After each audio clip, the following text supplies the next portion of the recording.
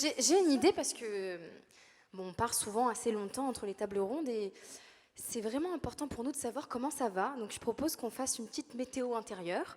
On va se passer le micro un par un et chacun peut s'exprimer 20 secondes à peu près sur comment il se sent. Ah, alors viens, Sophia, parce que je pense qu'on va faire plus simple. Vous me connaissez, la simplicité. On va peut-être passer le micro à 2 personnes dans la salle et qui va parler un petit peu au nom du groupe. Ça vous va? Ok.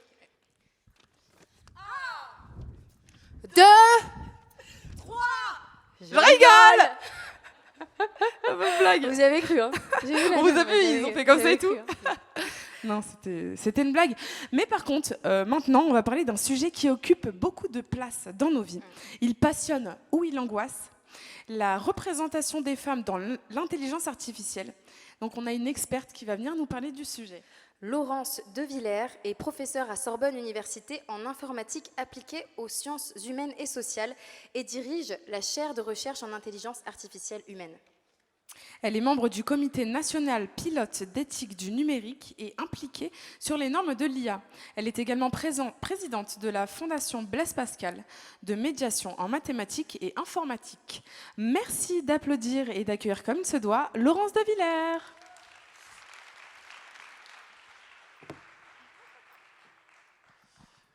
Bonjour à tous.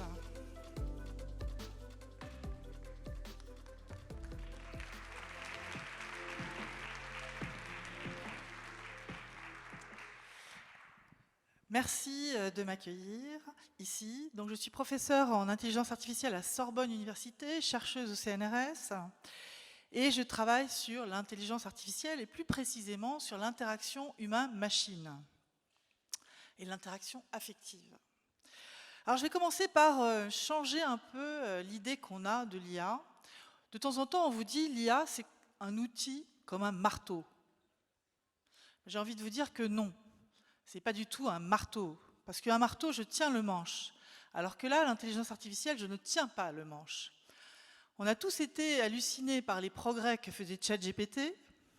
Et qui tient le manche, à votre avis? OpenAI. C'est-à-dire que, ou Microsoft, si on utilise GPT-4, et si un jour ils veulent couper le lien avec le système ou modifier le système, ils le font. Et on ne s'en rend pas forcément compte quand ils le modifient. Donc l'IA est arrivée dans le grand public en décembre 2022, c'est formidable, et en même temps c'est inquiétant. C'est inquiétant parce qu'on n'était pas préparé. C'est un tsunami, quelque part. Tout le monde en parle. Évidemment, on ne se rend pas compte que lorsqu'on parle à ChatGPT, on ne parle à personne. Et ça, je pense qu'il faut vraiment l'inscrire dans sa mémoire. L'IA, c'est donc cet outil un peu spécial dont je vous ai parlé, qui n'est pas du tout un marteau. Et je vais vous présenter dans une petite vidéo ce qu'on peut faire avec une IA qui converserait avec quelqu'un. Alors, je vais vous présenter Azuma Hikari. Je reviens du Japon, là. Donc, c'est un système créé par une entreprise qui s'appelle Getbox. C'est un objet qui est une enceinte vocale avec un personnage animé en hologramme. Et donc, ce personnage représente une jeune fille sexy et elle est avec un jeune homme à Tokyo.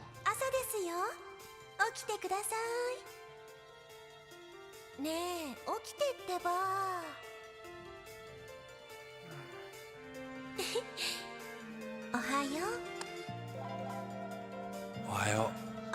今日雨が降るかもしれないから傘持って行って急がないと遅刻しちゃうよ行ってきます。行ってらっしゃい気をつけてね19ページ商品のラインナップについての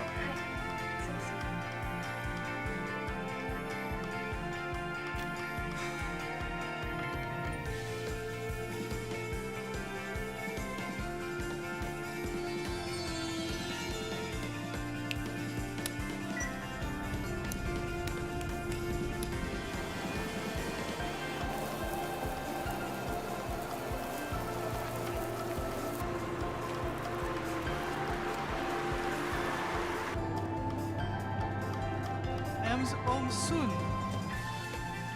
J'attends de te voir.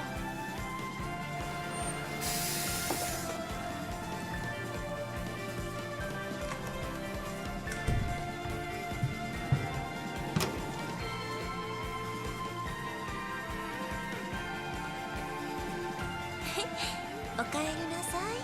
Miss you, darling. なんかさ、家で誰かが待ってるっていいもんだな。さっき思ったんだ、帰ってくるとき。 Donc vous voyez, est-ce que demain, tout le monde a envie de vivre tout seul d'abord et de parler à ces choses? Donc je ne sais pas ce que vous en pensez. Le monde, c'est un produit qui est déjà vendu au Japon.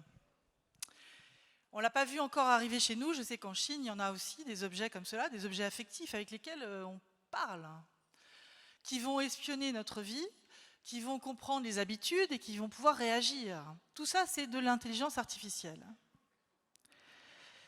Et donc, qu'est-ce que la petite fée Clochette nous amène à penser? C'est qu'il faut faire attention en fait à ces risques éthiques qui existent à travers ces machines, qui vont être de plus en plus autour de nous. Alors on peut leur donner des intentions, comme avec cette petite figurine, puisque c'est elle qui décide de faire le réveil, de conseiller, de prendre un parapluie, d'appeler. Alors ce qui est très choquant dans cette vidéo, je pense que ce sont les termes utilisés, puisqu'en fait c'est comme une femme à la maison, et donc elle est là, mon chéri, tu me manques, etc.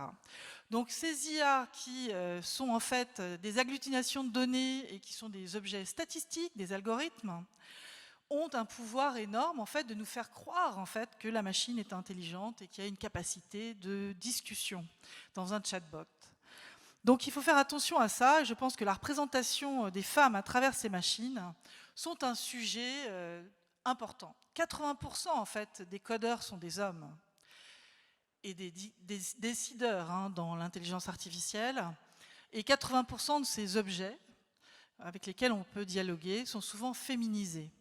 Alors ils sont avec une voix féminine ou bien ils ont un corps féminin, un visage, et personne ne réglemente tout cela. On va avoir la loi sur l'IA sur laquelle on va travailler, normaliser, qui va parler des risques de manipulation, les risques de discrimination, mais elle ne parlera pas du fait que la représentation des femmes dans ces machines est bien plus importante que celle des hommes lorsque ce sont des objets serviles, des assistants, des robots sexuels. On va trouver en fait plutôt des applications de ce type-là où on peut les éteindre quand on veut, et puis c'est peut-être très pratique. Rappelez-vous le film Her. Mon sujet, mot de recherche, c'est l'affective computing, c'est-à-dire détecter les émotions des gens dans la voix, dans ce qu'ils disent. Le film Her, c'était donc ce garçon qui tombait amoureux d'un chatbot joué par une actrice fabuleuse dont la voix était très sensuelle. Et en fait, il s'attache à la machine alors qu'il parle qu'à lui-même finalement, ou à une pseudo-machine, puisque cette IA n'a aucune émotion, intention, conscience. Ce ne sont que des algorithmes, encore une fois, statistiques. Il n'y a pas de connaissance de notre espace, c'est pas situé quand le système apprend, et puis il n'y a pas de connaissance non plus de temporalité, de chronologie. Donc c'est vraiment quelque chose de très très différent, et pour faire beaucoup d'études sur les robots sociaux et les robots affectifs, c'est très compliqué d'embarquer un chat GPT dans une machine comme celle-là, parce qu'il ne comprend pas du tout les situations des humains. Alors si je continuais à dire des choses sur les règles éthiques, ou en tout cas les biais qu'on va trouver, les biais dans les corpus sont énormes sur le genre. The doctor, c'est le docteur, the nurse, c'est l'infirmière. Vous voyez, on féminise parce qu'il y a plus d'infirmières que d'infirmiers. Et on répète tous ces genres de stéréotypes. Donc ces IA sont formidables parce qu'elles vont nous permettre de faire des progrès en recherche, des progrès sur la médecine, des problèmes sûrement aussi pour quantifier les ressources pour l'écologie. Mais elles présentent des risques, elles ne sont pas transparentes, elles ne sont pas évaluées. On ne peut pas prévoir facilement leur comportement, elles ont perdu leur source. Ce sont des modèles opaques et il faut absolument qu'on demande à ce qu'elles soient plus évaluées, transparentes. D'autre part, les biais de genre sont présents dans ces modèles, comme je le disais, mais il n'y a pas que ça. Les représentations des filles que l'on voit sur TikTok ou que l'on voit sur les réseaux sociaux sont absolument terribles pour les jeunes filles. Il y a des modèles qui sont là, qui font que les jeunes filles actuellement vont faire de la chirurgie esthétique. Imaginez-vous qu'il y a plus de jeunes femmes entre 20 et 35 ans qui vont faire de la chirurgie esthétique que des femmes de 50 à 60 ans. Pourquoi ? Pour ressembler finalement à ces égéries là, fantasmées, qui viennent de mangas ou qui viennent d'histoires de science-fiction. Donc les réseaux sociaux amènent à une espèce de monde parfait. On trouve aussi beaucoup d'objets qu'on peut utiliser, d'outils numériques qu'on peut utiliser pour faire beaucoup de mal. Pour déshabiller quelqu'un, hein, vous avez vu ça, il y a des logiciels qui sont utilisés à mauvais escient. On peut faire beaucoup de mal avec cette idée donc d'atteindre finalement fondamentalement les personnes, les jeunes filles en tout cas. Donc il me semble que c'est important, hein, le body shaming, ce qu'on appelle, qui consiste à blâmer une personne sur son physique. C'est ce qu'on va retrouver beaucoup dans ces réseaux sociaux qui, finalement, amènent beaucoup d'imagination négative et un manque de confiance en soi chez les jeunes filles. Donc il y a beaucoup d'études comme celle-là, scientifiques. Et donc je pense qu'il faut plus de femmes qui s'impliquent en IA et qui modélisent en intelligence artificielle. C'est urgent, en fait, d'embarquer des femmes qui sont décideuses, qui vont aller s'intéresser aux enjeux d'éthique, qui vont quantifier tous ces problèmes.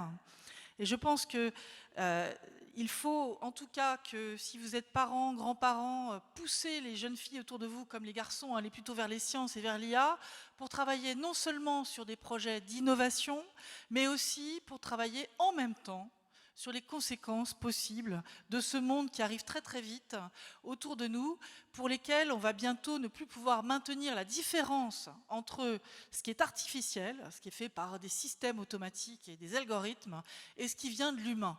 On nous dit qu'on va pouvoir mettre des filigrammes dans les deepfakes, par exemple, pour dire cela vient d'une ressource humaine ou bien ça a été produit par une machine.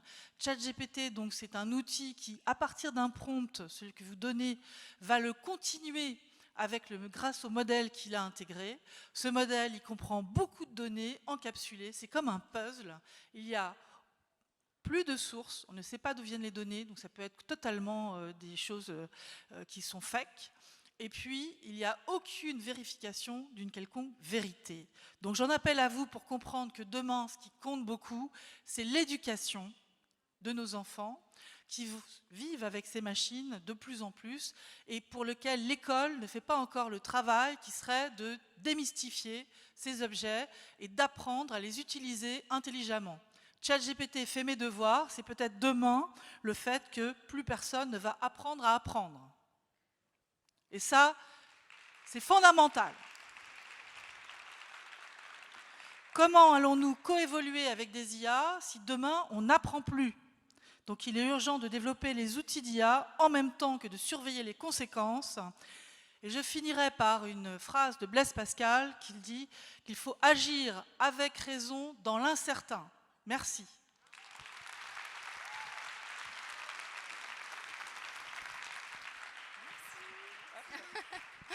Merci beaucoup. Une pluie diluvienne d'applaudissements pour Laurence de Villers, s'il vous plaît.